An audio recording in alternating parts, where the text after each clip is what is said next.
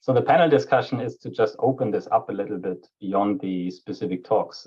First of all, thanks, Era, for this wonderful presentation and all the speakers.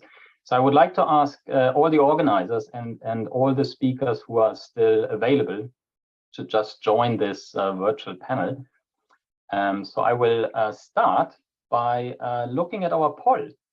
So there is actually quite some interesting stuff there that we might want to use to get us started with the discussion.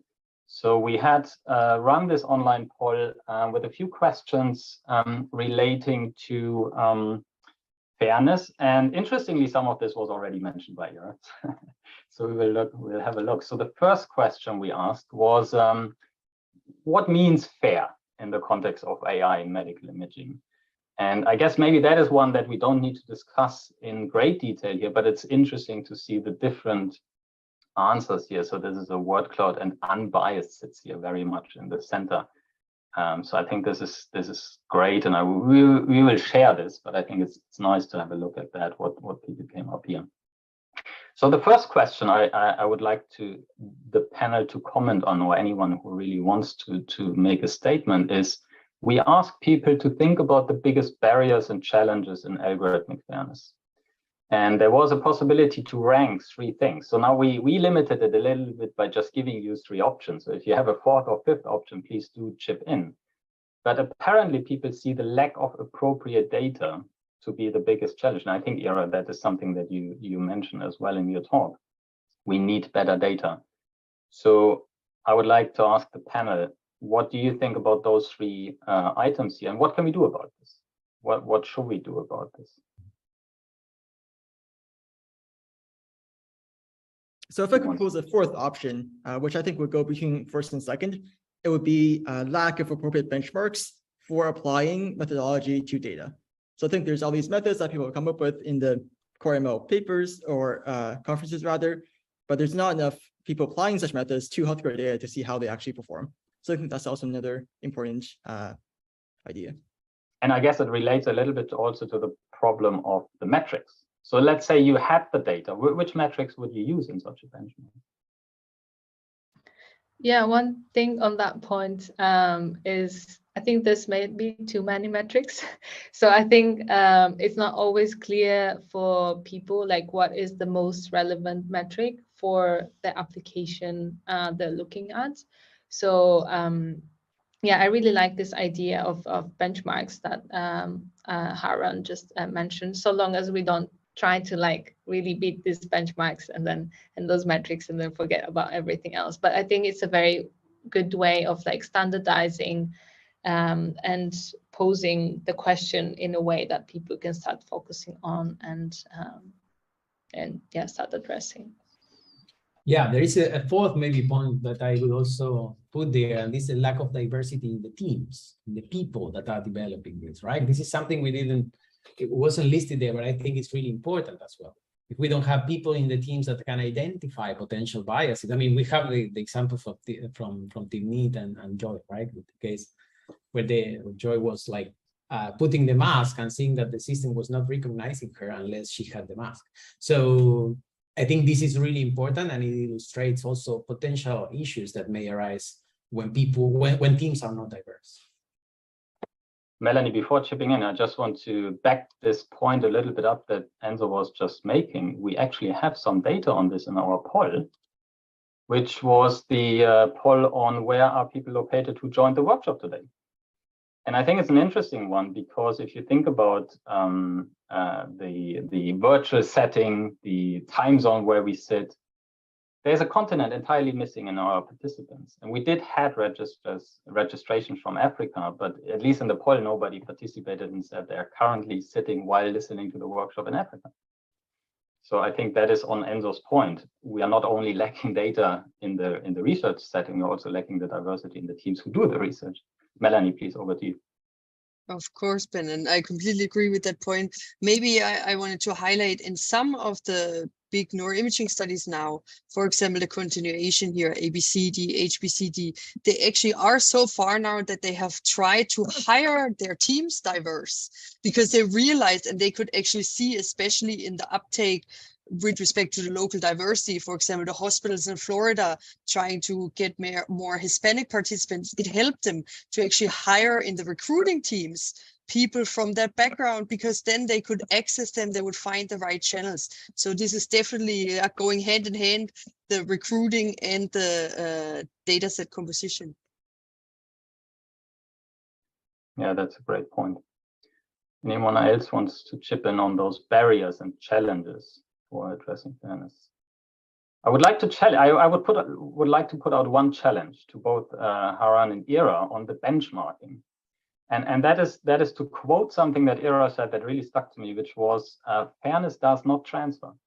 Is there a risk that if we set up benchmarks, that people will basically evaluate the algorithm on a benchmark, tick the box, and say this is fair, and they will apply it and just believe it? Is there a risk with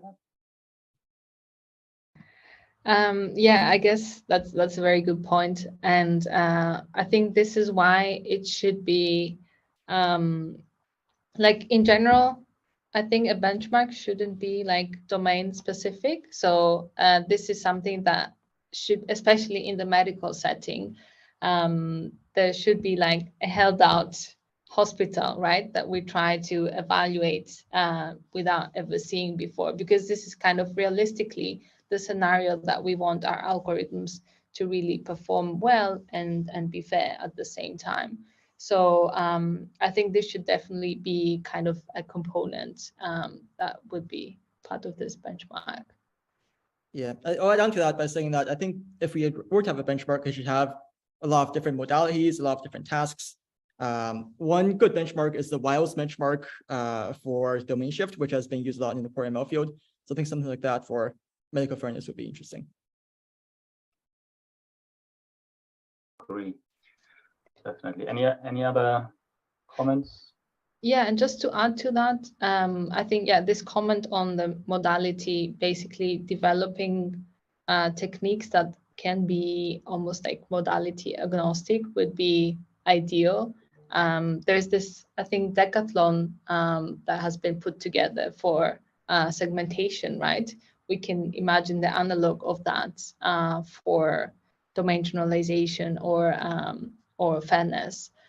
So I think that would be kind of a great way to really, and trust both for ourselves as researchers, but also from the wider public in what AI can do in this space. Great point, yes. I want to bring in something that Aasa Feragen said in our preparation of this little workshop today.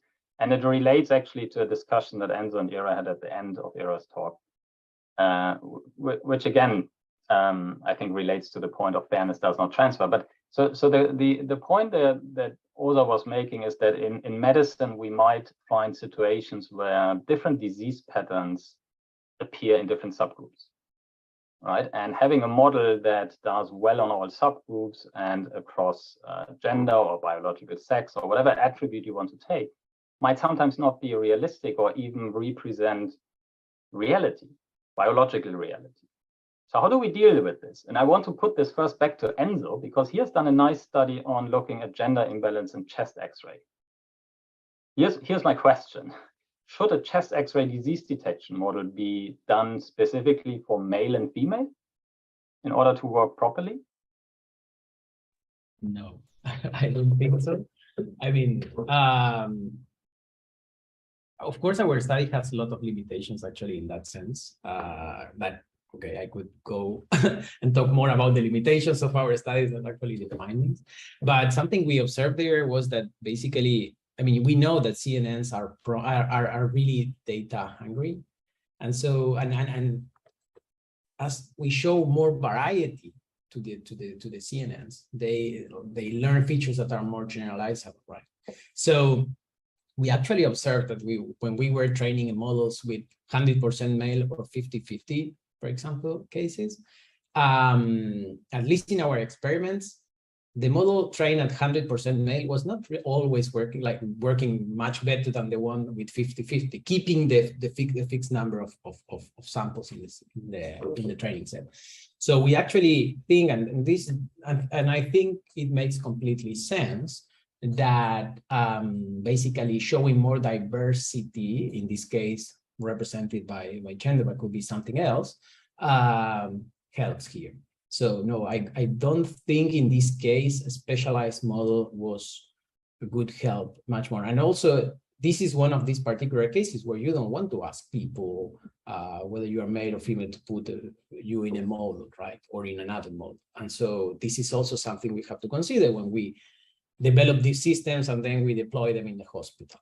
It's like, what do you do with transgender people? Well, like, it's really difficult point, and I wouldn't like having these separated systems.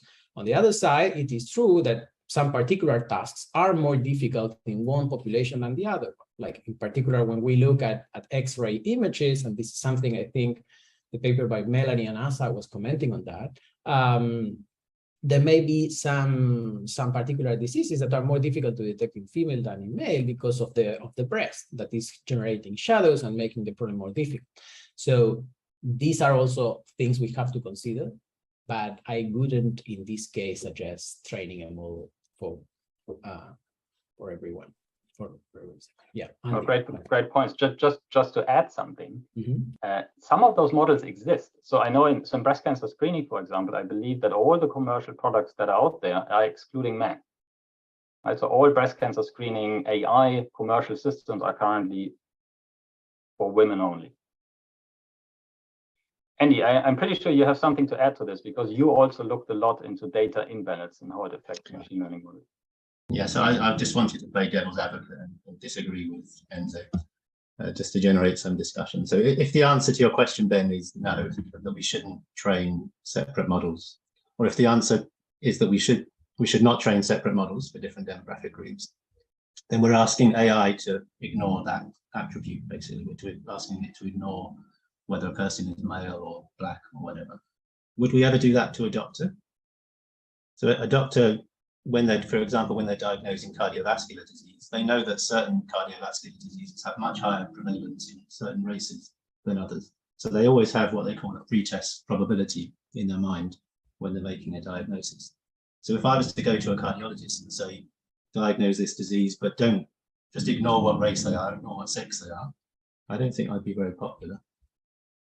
Yeah, but just the point there is like, do doctors diagnose diseases in the same way that a CNN does? So, I mean, for me, I don't know, this is something that we need to explore and back up with more experiments, but I think the model, we have already seen that the model seeing more diverse data in the sense that this is different from what the model saw before. I mean, the more different the data I'm including in my training data set is, the more useful it is. Like it has more utility, right? It's like, I don't know. It's something that we can. So I think there's two issues. Well, one is whether we should train separate models for separate groups, and then the other one is how should we train those separate models. And I completely agree with you that if we're going to train a model for a particular group, it shouldn't just be trained with data from that group. We need diversity as well.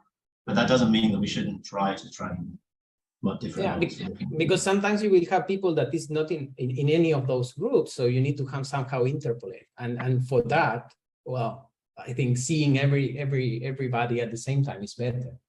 But yeah, so there are many hands right there. So. Daniel, I think you had your hand up first, and then Esther.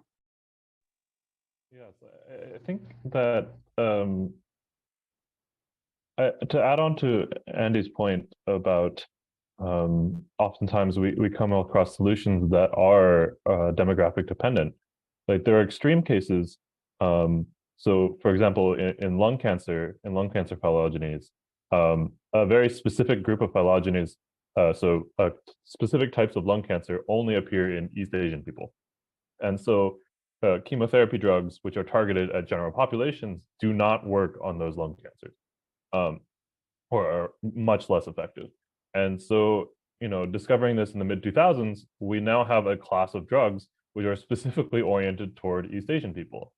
Another example is Bidol, which is a famous case here in the US of an African-American targeted heart medication for heart disease. And, in the US, this is quite controversial because well, historically, we have not treated separate groups quite well. But here, treating them differential treatment may lead to more equitable outcome. So this is, I think, coming back to the model training case, surely sharing data in an information theory standpoint is always better, right? More data means at least the same amount of information, and often more information. But I think conditionalization, I think the point of the fairness through awareness papers was to say that, conditionalizing on these groups isn't always the non-equitable outcome, that conditionalizing on these groups actually may improve all cases. And so even though small conditional model is not really training multiple models, I do think that the expectation that a full generalization model will succeed, that seems not only unrealistic, but perhaps also suboptimal, that trying to make this one true model is ignoring the real differences in data. But I think also Esther has her hand up, and we also have questions from the chat, and we should get other people involved. So thanks, and actually it's a follow-up from your suggestion. Actually, I was thinking, if you wanted to train for race, for gender different models, then you also need to do it maybe for age and race. So that would end up having 10,000 different small models, which is not really realistic, right? So then the question was, as you suggested, why don't we use this information when training the network to make it more conscious? The same way that doctors look at you and you have male or female, they would say, okay, you have more percentage. Why do we try to add this information, not only using images, but also using extra demographic information that might be useful, and then try to mitigate some of this bias? I think, yeah, it's more kind of a question for the audience. Great point. Ira. Yeah, so 2 points I wanted to make. One, I guess, as a plus one to Daniel's point, I guess, if we want to move towards personalized medicine and personalized interventions, then we do need to kind of incorporate this information somehow, even if it's not about training separate models. But I think, yeah, definitely, like, the future of medicine is in that direction. So really understanding how this kind of demographic attributes play into the diagnosis, or the how effective drugs is important. And then another kind of meta point to what Andy said earlier was that even though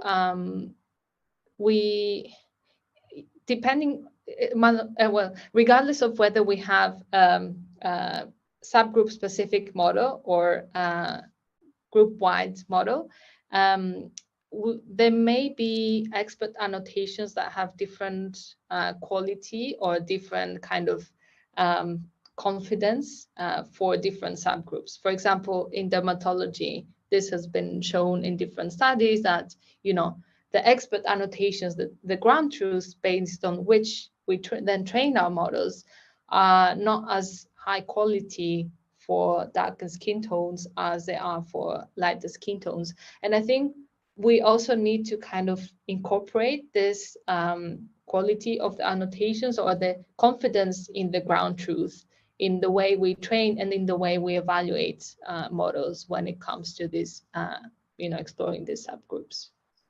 I think this is actually a great connection to the comment that was made on the chat. Maya-san, you said, we don't engage much with experiment design and the data gathering or data generating process. And that is exactly that point of, for instance, label noise. What are the potential sources of bias in your data set? And maybe that is a much better path towards fairness. And I want to bring in actually one result that we haven't looked at yet from the poll, which relates a little bit to this. And I want to bring out a challenge here. So we asked, should fairness analysis or a fairness discussion be mandatory in research papers on medical image analysis? And there's an overwhelming majority saying yes. And I would like to challenge this by saying, are we sure about this? Do we think that everyone is able to do such a fairness analysis from the point of, do we know enough about the data generating process And do we have the appropriate methodology to do such fairness analysis in all our applications? I'd like to bring that to the panel. Ginger, you had your hands up. I don't know if you want to answer on that one or whether it was something else. Well, I was gonna add to the discussion of the previous question, but I guess it has also something to do with the one you just mentioned. But my point is from the perspective of mental illness or psychiatric diseases, which is a little bit different. So in the past decades, there's it's generally accepted. People start to realize that for most kinds of mental illness or psychiatric diseases, you have different pathways for developing the same condition. So it's not about different risk levels in different subpopulations. It's just people have different mechanisms of developing, for example, depressive symptoms or addiction. So it's generally accepted that people start to look at this heterogeneity issue underlying different mental illness. So we should keep in mind that at least in this context, you do want to have machine learning models to simultaneously do this subtyping strategy or subclustering your data beyond your demographic divergence, beyond gender differences. You have to consider more factors in subpopulating your patients involving socioeconomic status, for example, involving family history. So it goes beyond the concept of bias, but you kind of have to think about doing this simultaneous clustering versus classification process in evaluating the pathways to developing disease. So this is the point I want to add to the two questions collectively. No, it's a great point. And I mean, I think that's exactly what we are missing sometimes, right? What are the factors that we need to bring in and look at? So lots of hands up makes it easy. Just we go. I think Enzo was the next one. Yeah, no, just briefly comment on what you were saying about the results of the pool. I think something we need to have in mind, and I think Veronica's paper has really well reflected this, the paper from Mika, is whether this information for making these audits is available or not. I mean, what are we are not gonna be able to public, like to tell people what we have done because we don't have these labels. I don't know, Veronika, maybe you can comment on the study you did where you analyzed the lack of demographic informations in the databases, basically. I remember from your paper, and this kind of shows this is a difficult task to do today if we want to just stop publishing without an audit, a fairness audit study. Yeah, there may be two things. So there's that study that indeed Andy had in the slides, the risk of demographic bias, and I think. I mean, what we could say there is that, like, we went through all the Mika 2018 papers, I think, and we saw that I mean, people were not mentioning anything about the demographics. We are not sure because like half of the data sets were private, whether they also don't have this information. I know for many of the public data sets that it's not there. You can somehow usually find it in like let's say that UK Biobank releases some data, then somebody pulls some of it and makes a benchmark. Usually the Biobank has more metadata that you could access, but it's not in the benchmark anymore.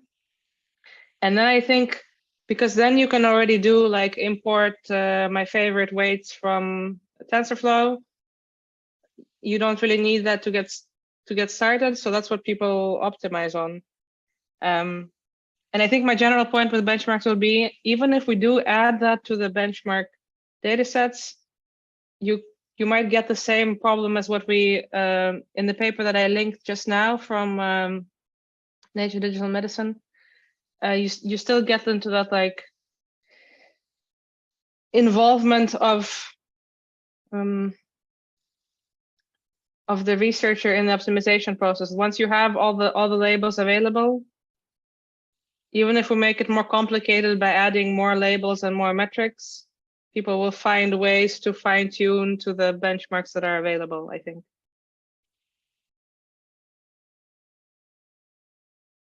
So it's a question about incentives, I guess. Annie, did you want to comment on that? I was just going to argue in favor of including requirements to report on bias and fairness. I think, and I'd like to link it back to the keynote that Montgomery gave at MICI, for those of you who were there. She was talking about the dangers of, from a computer vision perspective, she was talking about the dangers of people's data being used to exploit them or to harm them.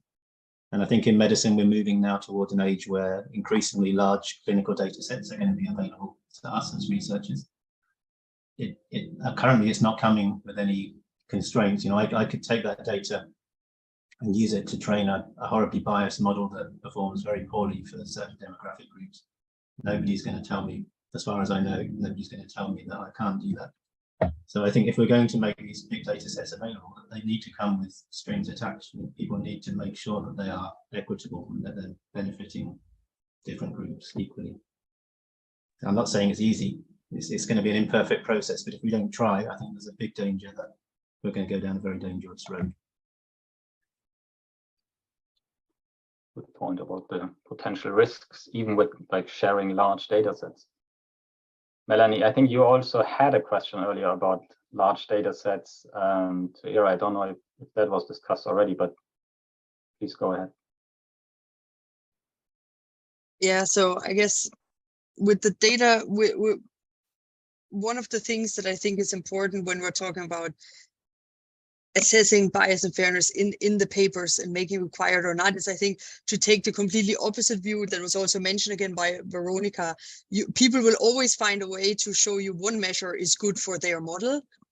But I also think if we have the clinical side much more into place, I think it was mentioned before, King Yu mentioned it, some of the diseases are very, very complicated that we're working with, and you need to have the people that are actually going to be ending up using this or that you're targeting in the clinic. You need to have those people in the boat.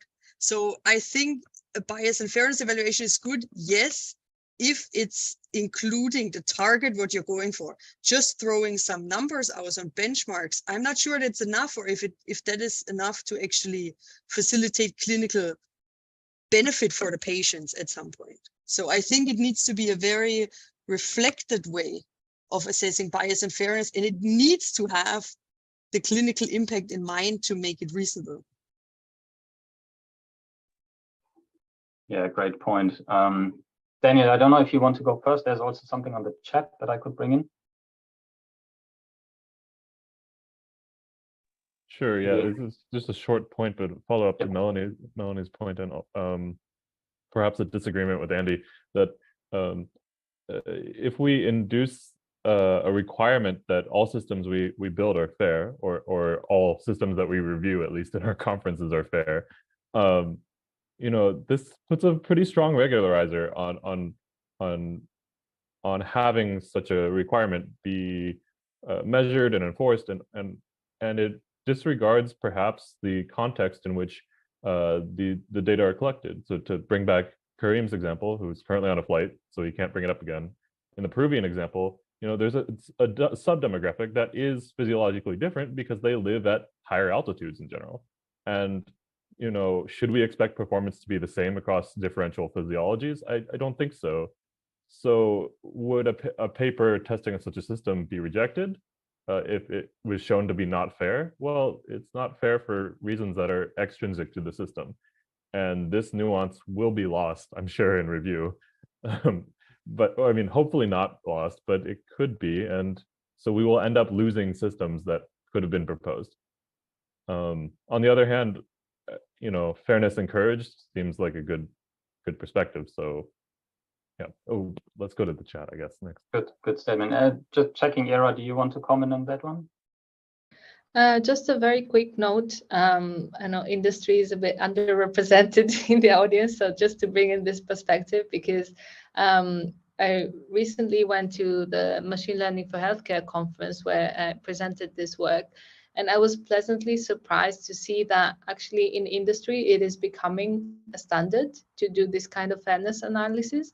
So maybe the analog of having this review, you know, for research papers, when we're closer to deployment, people are thinking about this seriously and kind of across the board, and they don't always know what is the best way to do it and so on. But I think that was like a very kind of positive signal that I got, that it's taken seriously and it's shaping kind of product decisions as well. So it's not just like a side thing that they do just to check, you know, tick the box and then do nothing about it. So I think there is a lot of room for improvement, but I think there's also like very significant benefits of like enforcing these checks. And I agree with Daniel that it might not be applicable across the board, but definitely for models that are targeting like a very wide and diverse population, then it should be the case. That's a great point, and thanks for mentioning the industry here. I guess one could maybe argue that the industry players have maybe more incentives than the purely academic research focused labs, because maybe some painful experiences in the past of things being like backfiring, and now it being taken more serious. So I wonder what the incentives could be, as we mentioned, for instance, making research ethics statements or fairness statements mandatory. I think Veronika has just mentioned this, and there's lots of plus ones here on the chat that maybe the incentives should be checked. How do we make sure that people are not only doing this tick box ticking exercises, but actually take these points serious? We're getting very close to the full hour, and we want to close in 2 minutes. I want to bring in from the chat a comment by Emma Stanley, who I think makes an excellent point, which goes back to also the things that we looked at in terms of the demographics of the audience of today's workshop. Now, we have been trying to, of course, make this open and bring everyone on board, but you will see that both the organizers and the audience, there's bias in the participation. And so Emma makes a point and says that she thinks it's very important for medical imaging AI researchers to be aware of fairness and bias issues, but that we need to understand that even our community, which is of course also always limited, has not always the right answers and will not have the right answers on their own, how to effectively address fairness. And I think this is an excellent point. We need to become more diverse, and we need to bring in people from all other fields as well. I think fairness cannot be an AI. It's not a medical imaging problem. It's not a computer science problem on its own. We need to better understand, as mentioned earlier, how is the data generated in the first place? What are the social implications, and who is being affected more? And going back to Enzo's point, we need to diversify the people who work on these topics as well. So I think this was an excellent point made by Emma, and I think we are now on the dot, 5 p.m. In my country, UK. I would like to close this workshop here, and first of all, congratulate everyone, the organizers, for running and initiating this workshop. I think it was well attended. Really thanks to all the participants, to the speakers. I think we had some very excellent talks. Now in this iteration, we had invited talks, and our plan was, as Enzo mentioned earlier, to have this actually as a workshop together with a conference. And that's what we're hoping to do next year. So part of the poll at the end was to ask about people's interest in attending. I think there's a lot of positive response, and we would love to have a new iteration, a next iteration, maybe next year, having papers contributed via submission, building up this community and building up on the amazing work that was presented today. I have lots of notes to think about and bring back home to my own research. So thank you, everyone. Thanks for joining. Thanks for the interesting discussions. We will share whatever we collected here on the website, so stay tuned and hope you enjoyed the workshop. Thanks for joining.